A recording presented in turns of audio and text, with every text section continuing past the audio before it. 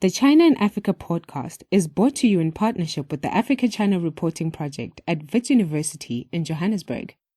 The ACRP promotes balanced, considered reporting on Africa-China relations through innovative training programs held throughout the year. More information at africachinareporting.co.za.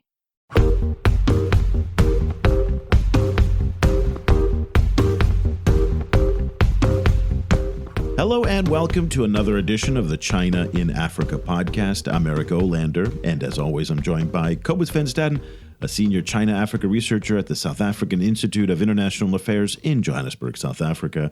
A very good afternoon to you, Cobus. Good afternoon. Cobus, here we are at the end of yet another year. Can you believe it? This is our 8th year.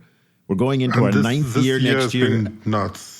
It's like it was like this year has been 18 months long. It feels that way, doesn't it? But at the end of every year, for those of you who have been listening to the show year in and year out with us, you know that what we do is we do a year-end review and a year-end preview.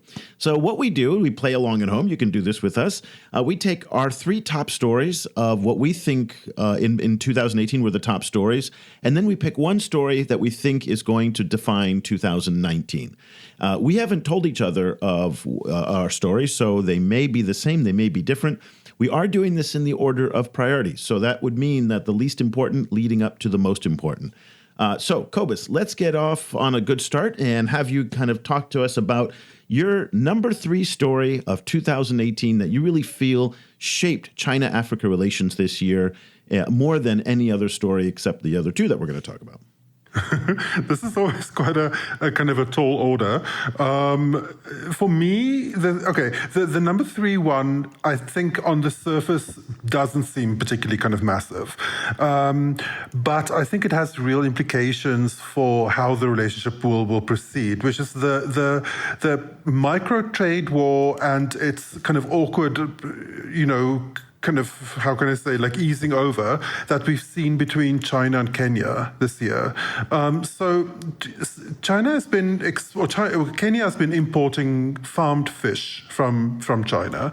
That caused controversy with Kenyan fisher communities, saying that they're being undercut by Chinese imports.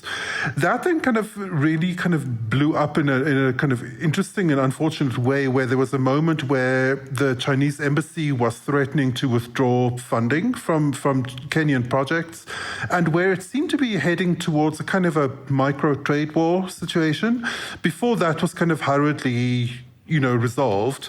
But still, at the moment, the story still keeps going on. Like I saw reports this week that Kenyan authorities have been testing the fish from China, and that they're now saying that it contains trace amounts of heavy metals, not albeit higher than kind of World Health Organization standards, but still, it's not fantastic. For me, this was really interesting because it just gave this kind of inkling of what future relationships between Africa and China will be like once they've matured past the kind of development assistance phase we see now.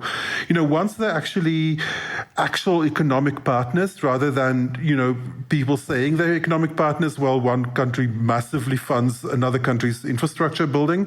That, I think, is the complications of what that relationship is going to be like in the future. We seem to get a kind of glimpse of that relationship in this controversy. That's a very what do you think? Very, very interesting choice of a story. It was not one on my list, but I think you are right, in part because it represents something much deeper. Professor Joshua Eisenman of the University of Texas, he talks a lot about the power imbalance that exists between China and each individual African state. And this is really, in many ways, this ties also into what Howard French, the China-Africa scholar from Columbia University, also talks about, which is the idea of these tributary states. And if you play along with Beijing and you accommodate Beijing, everything is fine. The minute that you start to challenge the Chinese, then all of a sudden you start to encounter real problems. And the tariffs on fish were an example of when a smaller country challenged China, and boy, the response was remarkable. In fact, it went one step further than how you described it. The acting ambassador, the Chinese ambassador to Kenya, used the phrase trade sanctions. He threatened trade sanctions against Kenya. And now, considering the fact that China is Kenya's largest trading partner, that could potentially be devastating. And that was really, really fascinating because within 2 weeks of that threat, President Kenyatta, he backtracked.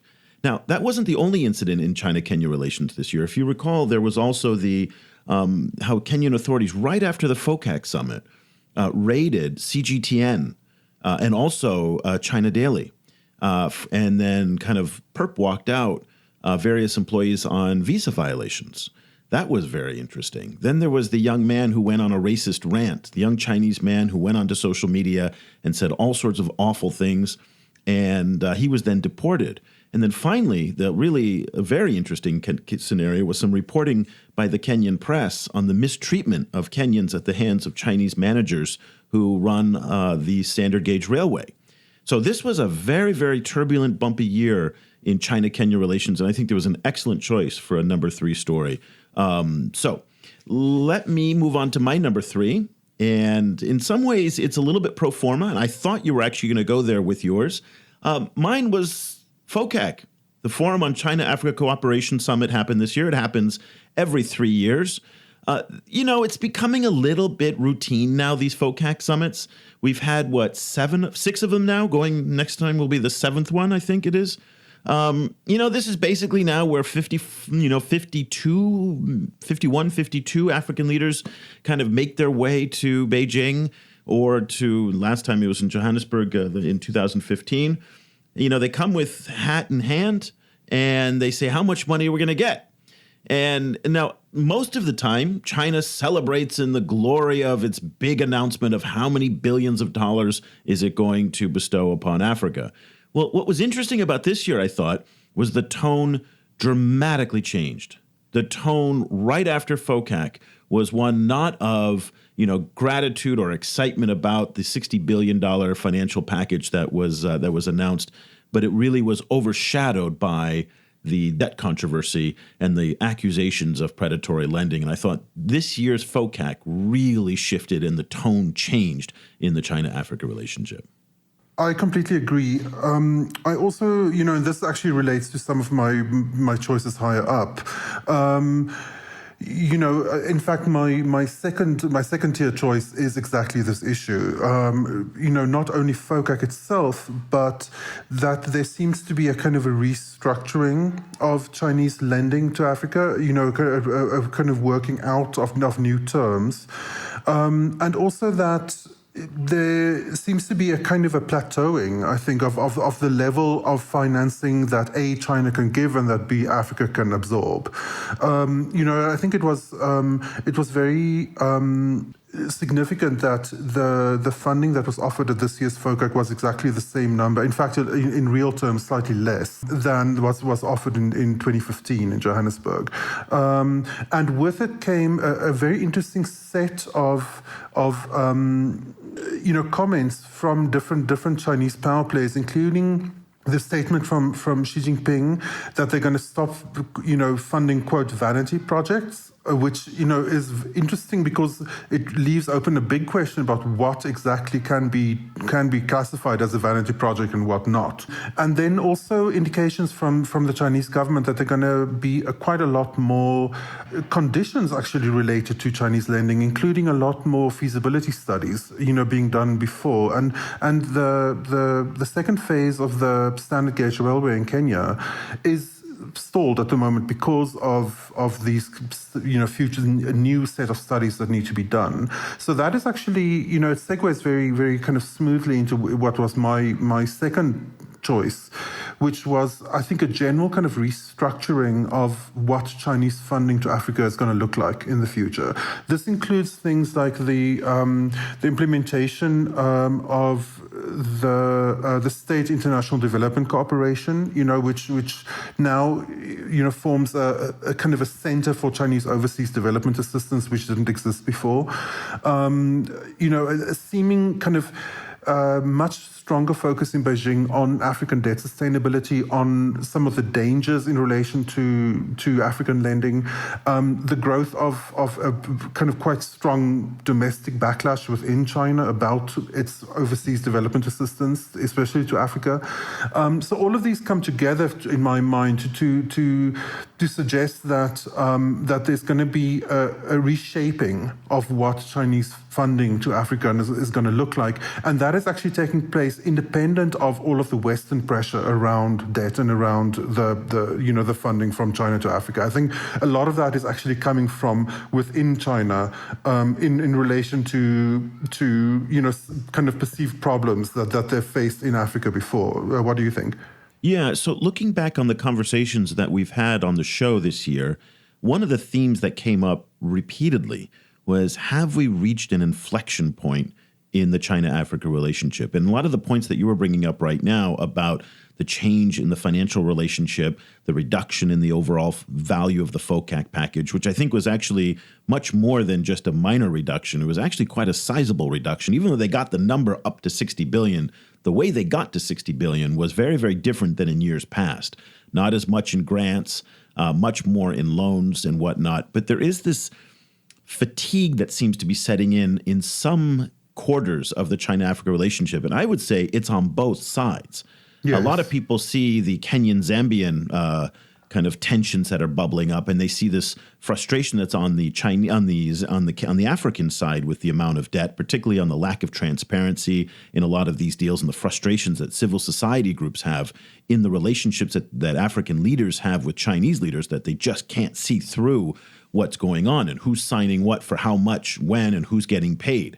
That is a big frustration. But I also think there's a fatigue here in China as well. And it was surprising to me after FOCAC, the reaction on social media where people have just had enough. Now, you have to remember that here in China right now, people are not really focused at all in what's going on in Africa. Everything is focused on the United States right now and what's happening. And I think that has to be something taken into account, that the leadership, all of Xi Jinping's attention is focused on the U.S.-China trade war and getting out of this and surviving it, if you will. But I also think it's hardening the overall tone of Chinese foreign policy, not just with the United States, but around the world. So they are going to make much harsher, tougher decisions. So when Xi Jinping says he wants to put an end to vanity projects, that might be a precursor to allow them the political cover to start making some very sizable cuts in the China-Africa financial relationship going forward in order to kind of husband their resources for strategically more vital regions in the world, namely the United States relationship. So that is, I think there's a hardening here on this side as well.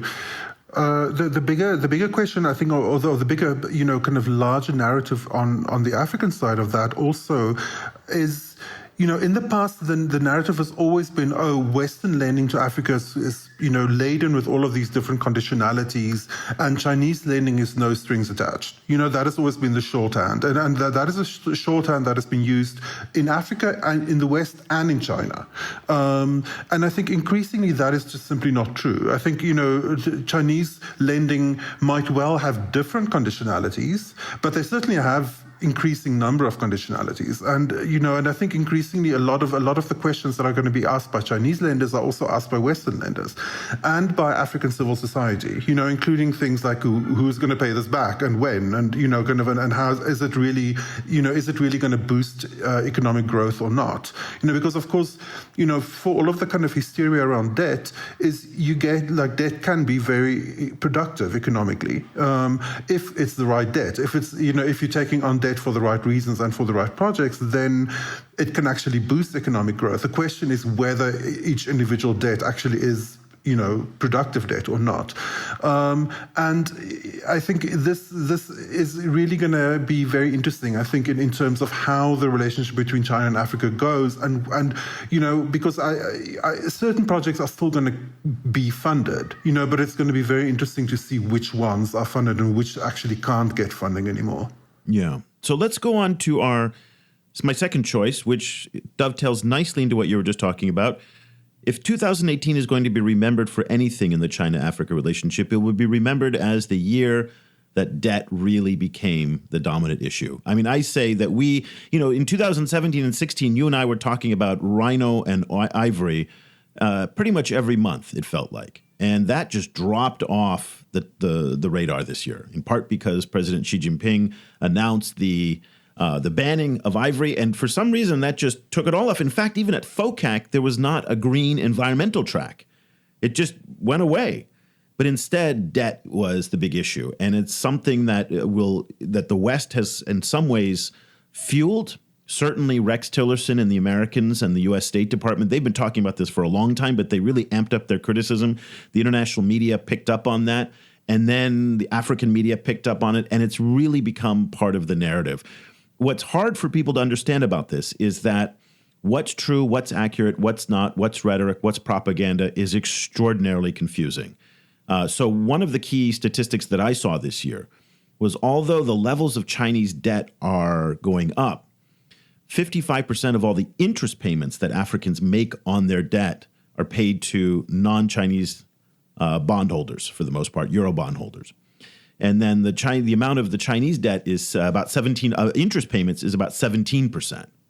So that means, and that's to me the most critical statistic of the year, that 17% of all the interest is being paid to Chinese debt holders, and then 55% is being paid to everybody else, which is mostly Eurobond in the United States and Europe. So 3 times the amount of interest leaving the continent is going to non-Chinese stakeholders. And so that's in part because the debt is stretched out for the Chinese over much longer periods of time. There's lower interest rates. So again, the amount of debt and the payment are two very, very different things. Nonetheless, all of this gets mixed up into the politics of debt. And this year, particularly in Kenya and Zambia, the politics of debt are becoming domestic political issues, and they are really shaping the entire narrative of the China-Africa relationship. And I think next year we're going to be talking a lot more about debt as well. Yeah, debt has completely came to dominate the conversation about China-Africa as a whole, and in very interesting ways, kind of really reversed and flipped, narratives that we've seen up to now. Up to now we've seen, African governments and China and the Chinese government both being outwardly very positive about all financing coming from China to Africa. Now both sides are in positions where they have to actually explain financing from China to Africa. Both to their domestic constituencies and to the global community. And so it really gives you this idea of how this kind of drumbeat originally coming out of Washington of the kind of predatory lending has really changed the narrative around all financing coming to Africa, actually. And then, how it also then obscures a bunch of other issues, including, as you say, the amount of interest Africa pays on debt, where that interest goes, like how much Western debt Africa holds, how much Western private debt Africa holds. And so for example, I saw a statistic a few years ago where for a long time, Japan actually received more per year on interest on Japanese loans than from the actual kind of overseas development assistance it pays out. So certain people are making money out of debt. It's just not Africa. I think if the debt controversy actually uncovers some of these realities, then great. But so far, it's just been such a kind of a whirlwind of kind of half-truths and misinformation. I found it quite dispiriting, actually, kind of how even really high-level journalists, very prominent, commentators and so on, just kind of repeat these half-digested half-truths about this issue.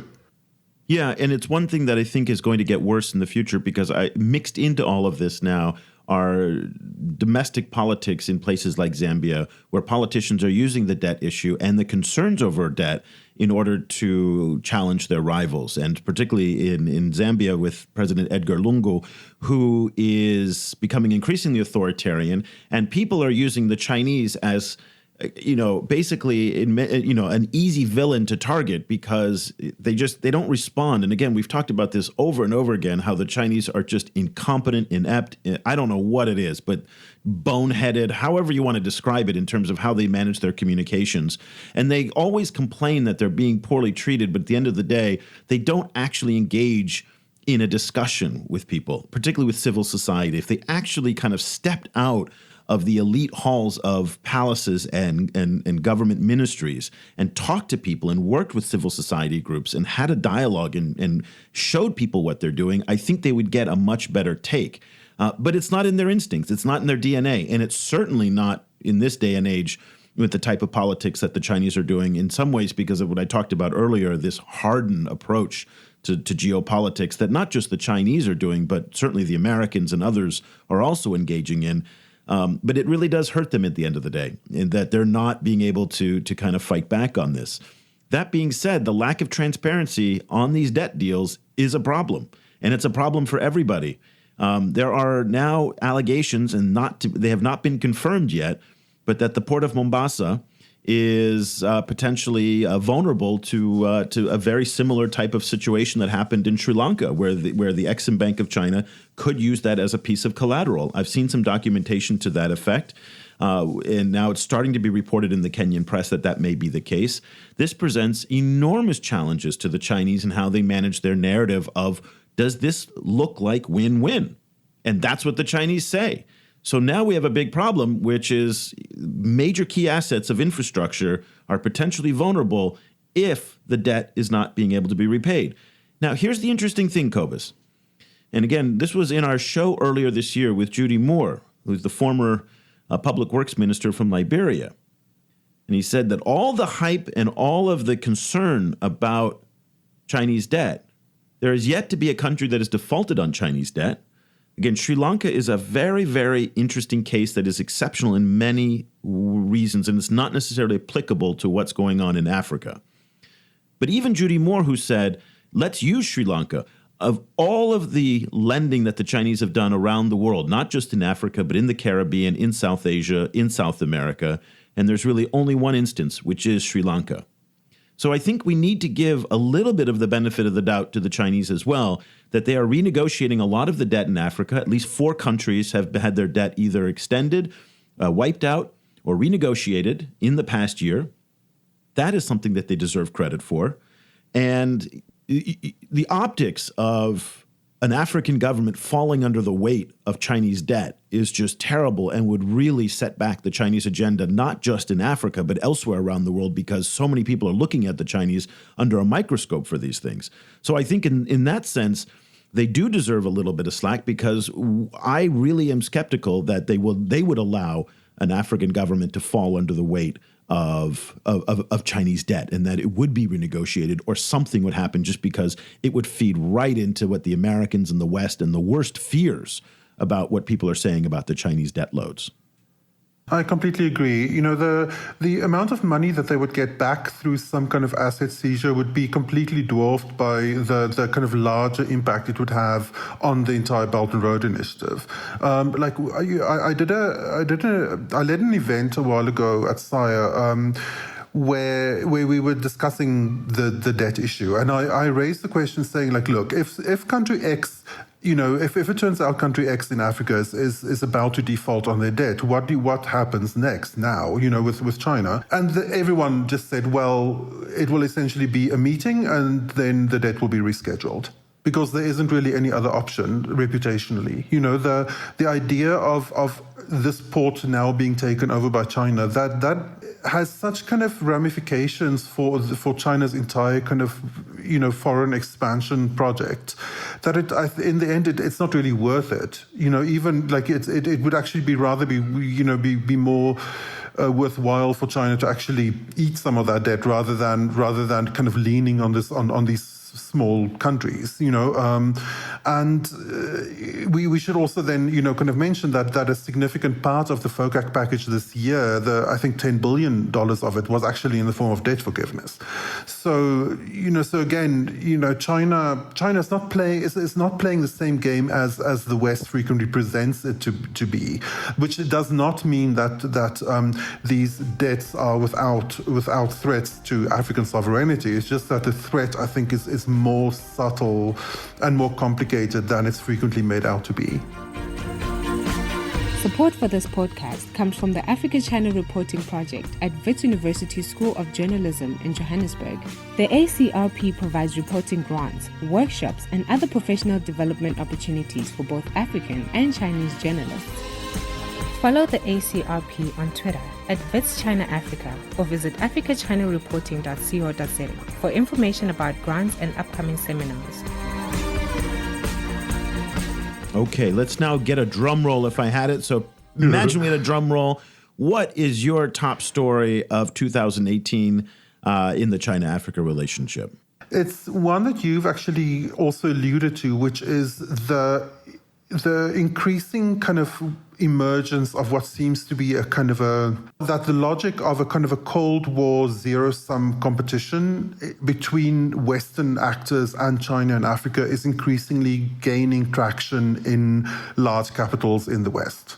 That especially in the US, we've seen narratives of the containment of China and Africa coming, especially being quite visible in John Bolton's, recently announced new U.S.-China policy.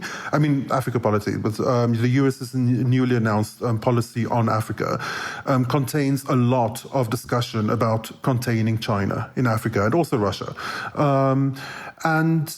So for me, we've seen this developing slowly over the entire year, and the kind of seizing on a narrative of China using debt as a way to entrap African countries seems to me to be fit into a wider U.S. narrative of having to contain China generally, but more specifically of focusing on the Belt and Road Initiative and the investment via the Belt and Road Initiative in developing countries. So the announcement of the BUILD Act and the Prosper Africa Initiative by the US government, these announcements of new kind of investment plans in Africa, new ways of dealing with African countries, all of these fit into a kind of a larger narrative that, or it seems to me anyway, that there's this kind of like zero-sum geostrategic game being played in Africa, this time between the US and China. You and I have the same number one story. There it is. We really don't actually compare notes before the show on this. I put the John Bolton speech as really a milestone. I mean, this was an important event.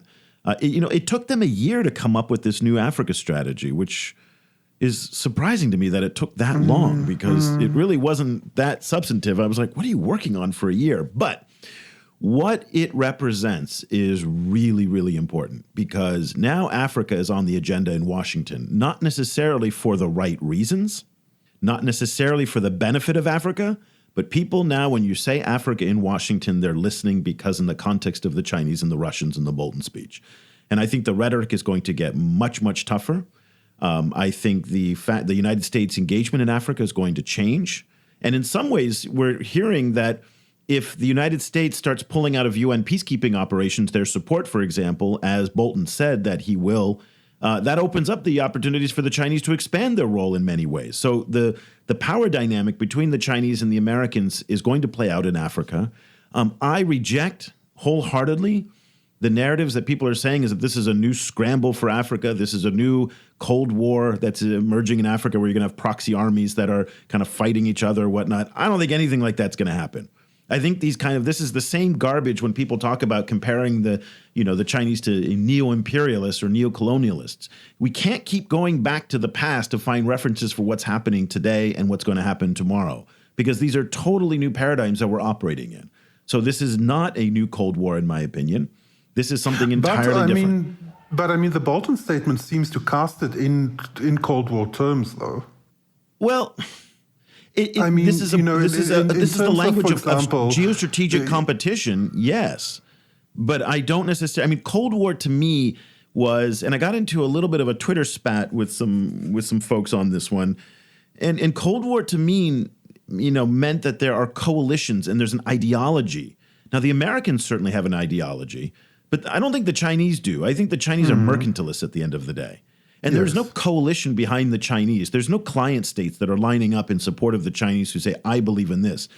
Their interests are aligned with the Chinese, but I don't think their ideologies are. I don't think the Kenyans or Botswanans or anybody else, they just see that trade is going back and forth. There's a Cold War logic being pushed here. What I mean is it's being pushed from the Trump administration, you know, not necessarily by the other players in the relationship. There seems to be a kind of a somewhat nostalgic, like a 1980s throwback way of talking about, about the Belt and Road Initiative as if it's some kind of Soviet initiative. But are you just and not reading taking into that? into account the complexity of what it actually is. But maybe that's just you reading into it that way. I mean, I haven't heard them actually say. I mean, they're talking about how they say lots of negative, bad things about the Belt and Road and the debt trap and predatory lending and whatnot, and they are attacking a geopolitical rival in using a similar kind of dramatic language that they talked about the Soviets 40 years ago. But that doesn't necessarily mean that the infrastructure of a Cold War, ideological or physical, is necessarily there. So I guess I feel like we're taking 20th century concepts and applying them to 21st century conflicts. And I don't necessarily think that they fit nicely or neatly in that. There is a rivalry. There's no doubt. There's going to be a challenge. There's going to be a shifting of resources and priorities among the Americans. I think the Americans are blowing a very, very big opportunity in Africa. I mean, think about this. This was, Lina Ben Abdallah, she made a very, very good point immediately after the Bolton speech. How can the Americans think that they're going to be able to appeal to the hearts and minds of African countries when they've banned immigration or banned travel from several African countries into the United States, when free trading privileges with Rwanda were taken away, when, all the disrespect that's happened over the past year is not forgotten by people. That being said, you've talked about this on many occasions, that despite the incompetence of the Trump administration in their management of Africa policy, despite all the negative things that have happened, American pop culture remains incredibly powerful in Africa. And that is not going to change. And Chinese pop culture and soft power will never be able to compete with that. Now, I don't know if there's a connection between hard power and soft power in terms of how Africans view the United States. I think it varies country to country. But that is something that we can't discount. Definitely. A few points relating to this. For me, one of the most striking parts of the Bolton statement was that he didn't mention, if I remember correctly, that he doesn't mention the African Union. Very much or at all, and that all of the discussion about how there's a lot of talk about how they're going to be increasing trade with Africa, but he very pointedly mentions that all of those negotiations are going to be bilateral. It then raises questions about what AGOA is going to be like, and of course, AGOA, the African Growth and Opportunity Act, which allows, tariff-free entrance to the U.S. markets for a number of African products. That is coming up for review in 2025, so there's a kind of expiration of the date on that anyway. But it raises questions about what kind of value the U.S. puts in the African Declaration of the African Continental Free Trade Agreement. So you see Africa moving towards greater multilateralism, both in trade and in governance, via the African Union, even though those are still, early days. The African Union is still relatively weak. And China has been, quite forward, stepping forward quite proactively in terms of declaring support for the African Union and, kind of funding African Union initiatives. But it's not surprising that Bolton would say he didn't mention the African Union because the Trump administration hates NATO, the European Union, they kill TPP. They don't believe in any of these multilateral institutions, much less a multilateral institution that is housed in a building that was built by the Chinese, and a multilateral institution that has really been largely ineffective in many ways that the Americans would value. So to them, they'd be like, yeah, forget it. Get rid of the AU. They don't care about that. Yeah, but that's what I mean is when I say that the initiative is weirdly 1980s nostalgic. Kind of it seems to underestimate the complexity of where Africa is at the moment. Another example is that the Bolton statement doesn't seem to make any acknowledgement that different African countries have different development needs. They seem to discuss all of them as if they're all the same. And being Ethiopia at this moment in time is very different from being South Sudan at this moment in time, right? And so you have a whole bunch of African countries that are they're facing a kind of a speed bump to development. They've done a certain amount of development and they need a kind of a boost to get into the next level. There's zero, kind of acknowledgement of that certain African countries are facing that situation and others are not. In that statement. So again, there seems to be very little actual engagement with what Africa actually needs, including zero engagement with the actual development plan that Africa has set out for itself, which is the AU's Agenda 2063. So again, it's like it gives me this weird feeling of like a Reaganite kind of measure, where Africa is this kind of like weirdly flattened, blandly the same kind of area far away, and there's very little actual engagement of what the realities on the ground is. Okay, well, let's look ahead now to 2019. Those were our three stories each.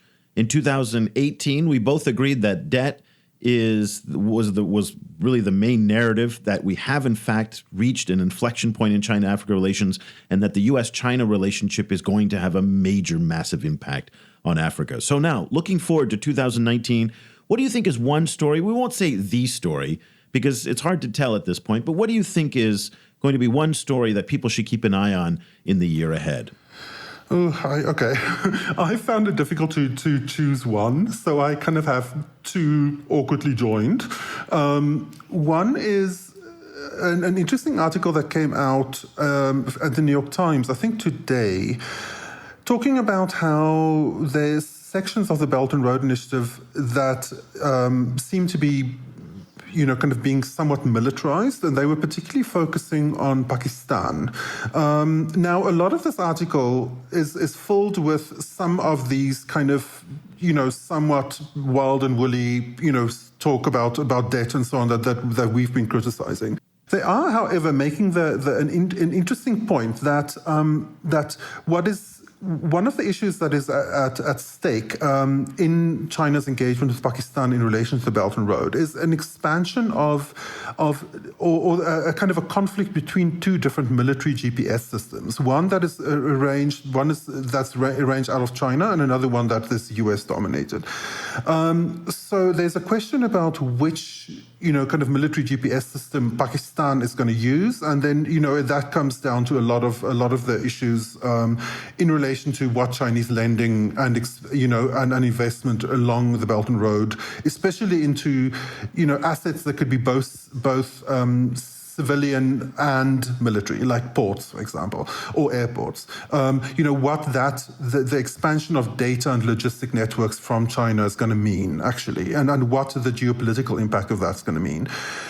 I think these could be interesting in relation to the Horn of Africa, because obviously that's where a lot of these kind of geopolitical issues land on the ground in Africa because of both the Chinese and American bases in Djibouti. But I think it could also be interesting in relation to African islands like Mauritius and the Seychelles, which has seen a lot of geostrategic kind of jostling between China and India, and then also because of the Washington-sponsored concept of the free and open Indo-Pacific, which India is a kind of a partner in. So I think that could be one interesting one. The other one is go ahead. Yeah. No, I was just going to say, because that echoes a lot of what our guests this year were also saying, that the relationship is transitioning from a purely trade and economic and investment relationship to one that is more political military. And so the rise of deepening military ties and the expansion of Chinese military presence on the continent, I think is something that we're going to see. It was very much a major theme at FOCAC this year, where in the run-up to FOCAC, China brought over 50 military chiefs to spend 2 weeks in Beijing. And I think these military to military ties are deepening. There was an article that crossed this past week as well on how Rwanda is buying more Chinese military hardware. And a lot of African militaries are familiar with the Soviet/Chinese hardware infrastructure and the setup. And so they're continuing that. And also Chinese hardware is coming in a lot cheaper. So in addition to the bases, what you're talking about, the broader military relationship is something to keep an eye on. Excellent point. What was your second point that you were going to make? The second one is the recent announcement that Alibaba, the Chinese tech giant and e-commerce giant, is going to launch something called the Electronic World Trade Platform in Rwanda. Now, this is supposed to facilitate e-commerce in Africa, but also to facilitate the use of e-commerce to export Rwandan products to China.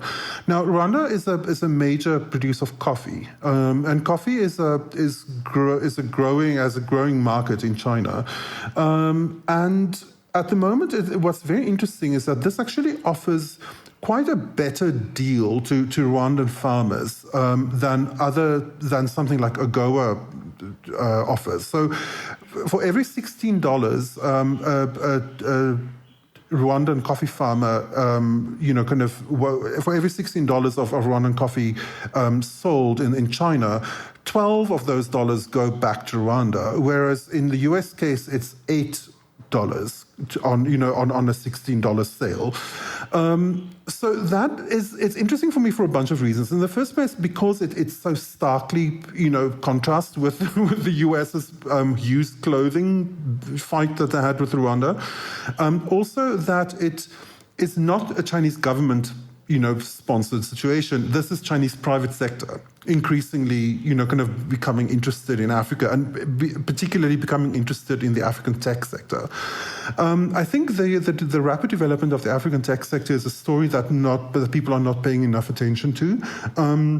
I was at a conference a while ago where someone who's high up in the UN Economic Commission for Africa mentioned to me that there's actually quite a lot of tech offshoring happening to Africa now. There's actually work apparently being done by these kind of coding farms in Nairobi for clients like NASA in the US. And also some of the companies in the US that are interested in self-driving cars are doing some of the coding is being done in Nairobi apparently. So there is the development of the African tech sector generally is very interesting, and then this kind of buy-in and the potential of some kind of trade between the two countries being shaped by the Chinese private sector, I think could be potentially very interesting. This is uncanny because for the first time in 8 years of you and I doing the show, not only do we have the same number one story, but we have the same forward-looking story. Mine's a little bit more specific, but it is about the rise of Chinese tech that is now starting to come in a major, major way. So already a Chinese company, Transsion, which makes the Techno phones, controls about 34% of the African smartphone market. They control somewhere north of about 50 to 60% of the feature phone market, because the Nokia brand is owned by Chinese companies as well, and Honhai, which is Foxconn. So the Chinese have enormous presence in the device market. But this past year, we've seen the arrival of artificial intelligence companies, CloudWalk and Hikvision. Hikvision set up an office in Johannesburg and Cape Town as well, and CloudWalk is doing a deal with the Zimbabwe government. These are the facial recognition companies that are very, very common here in China that are now starting to make their way into Africa as well. You talked about Alibaba, Tencent, and WeChat, which is the super app that is a third owned by Naspers, is now starting to make its way into Africa in a meaningful way, mostly with Chinese businesses and Chinese tourists. It's really not meant for African consumers, but yet there's still about 100 million Chinese who are traveling overseas, about 60 million Chinese diaspora that are overseas, and we're starting to see now that WeChat is targeting them, making it easier now to kind of send money back and forth and for Chinese tourists to move seamlessly through Africa without any problems. So the tech side is really starting to happen in a very, very big way. I also think Huawei is going to be very interesting to watch this year, because as they get shut out now of the Five Eyes market, which is New Zealand, Canada, the UK, Australia, and the United States, for security reasons, they're going to start looking much more to the global south to make up for that loss of market share. So Africa for Huawei will be very, very important. And that will probably be the same for companies like ZTE as well. So we're probably going to see in the year ahead the major Chinese telecom operators coming into the market. Chinese auto manufacturers, and it's not really directly tech, but it's partly tech, will also probably make a much bigger play, particularly as the domestic auto market here in China is starting to slow. They're going to have to look for new markets. They're setting up big manufacturing operations in Cameroon, in Algeria, in Tunisia, and of course, there's a lot going on in South Africa. So tech and automotive are the big things that I'm keeping my eye on for this year, or for next year, 2019. If I could add one little thing there, you mentioned earlier about the strength, the continued strength of U.S. soft power in Africa, and particularly the influence of U.S. pop culture in Africa, and I think that's very, very true. But I think what we're going to see, and I've been drumbeating this for a while, and people were thinking I'm crazy, and people might still think I'm crazy. But I think that with the growth of the rapid expansion of the internet, thanks to players like Huawei increasingly being contained to the global south, what we are, I think, already witnessing, and we're about to witness in the next decade, a real global explosion of African pop culture. Netflix is moving into Africa. They've announced their first series by a South African producer. There's been collaborations between African pop stars and a whole bunch of fashion brands, including with Versace and with Moschino. You're seeing the heating up of Johannesburg, Cape Town, Lagos, Nairobi as these kind of pop culture centers increasingly. And I think as the continent gets more wired over the next few years, that's going to really increase, especially because it's the youngest continent in the world, so it's the natural kind of economic kind of growth point will be music and fashion. And I think we're already seeing it happening. And I think this kind of hidden Chinese aspect to it is going to really, I think, change the game in terms of the spread of African pop culture around the world. Okay, well, that's a lot to think about. Those are 3 stories with a couple more than just the one for the year ahead, because I think there's a lot going on. This relationship is going to be changing a lot. There's no doubt. I mean, again, you and I, when we started this 8 years ago, we thought, how are we going to keep this up? I mean, after a year or two, we got to run out of topics. And I think it's evident now that we're never going to run out of topics. I mean, that's for sure. So here we are, the 8th year of the China-Africa project coming to a close. We're going into our 9th year. So we have done now 444 shows. This is our 444th show, which That's crazy. Isn't that amazing? And it's just gotten bigger and bigger and bigger over the years. The online presence has gotten bigger. We're up to 1 million followers now across all of our platforms. That kind of gives me chills, and in part because it's exciting that we've created this community that you can be a part of.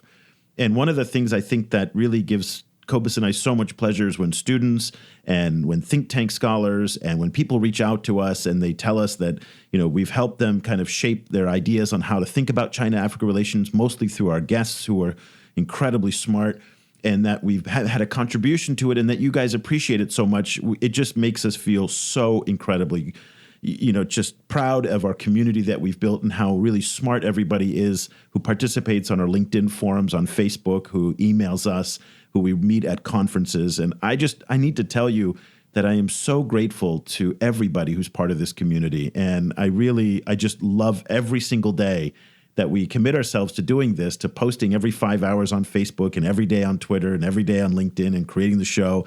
It's a little bit exhausting, but now when we're a couple hours late in posting the show, I'm getting emails saying, where's the show? And I think that's so exciting. And that's what motivates us to keep going. So at the end of the year, I just want to give a real heartfelt thanks to all of you who listen. You're really, I don't have words for it. I'm just so proud of everything that we all do together and that we're enhancing this conversation as a group. Yes, completely. And I have to admit that because I've had a crazy busy year, I was sometimes a little delinquent on social media, and I sometimes disappeared off the side of the horizon, mostly because I was sometimes just hiding under my desk. But 2019 is going to be my year of full social media engagement. So kind of I'll be more voluble on social media coming. And expect a year. new kind of more valuable. That's good. A new opinionated Cobus is going to get out there and start picking fights with the Twitter trolls. Blowhard that I was hoping to become. So we have a lot of exciting things planned for 2019, things that I'm dreaming up in my head right now, and some really cool things. And so over the months that are coming, I'm going to let you guys know about what's going on, and some, we're really going to try and take this to the next level next year. And so if you're interested in China, Africa, and all the things that we're doing, this is going to be a great year for you as well. So once again, we hope that all of you have, just a wonderful holidays, whatever you're celebrating.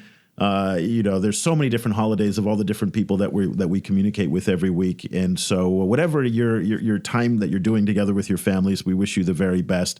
And we're really excited for seeing you next year. We're going to take a week off. That's normally what we do. We do 50 shows a year. This is one of those weeks that we go dark. So this show will be up for 2 weeks. And then we will be back in January, and we've already got a lot of guests booked in January for some very exciting shows on tech, on China-Africa literature and fiction. That's going to be a new one that we've never done before. And we're going to pick up the wildlife issue a little bit. It's fallen off the radar, but wildlife and conservation is something that we don't want to forget about. So those are coming up in January as well. So for Cobus Van Staden, I'm Eric Olander. Once again, thank you for a wonderful year together, and thank you so much for listening. The discussion continues online. Head over to facebook.com/China Africa Project to share your thoughts on today's show. The guys are also on Twitter, where you can find Cobus at Stadinsky or Eric at eOlander. And be sure to sign up for the weekly China and Africa email newsletter by going to www.chinaafricaproject.com.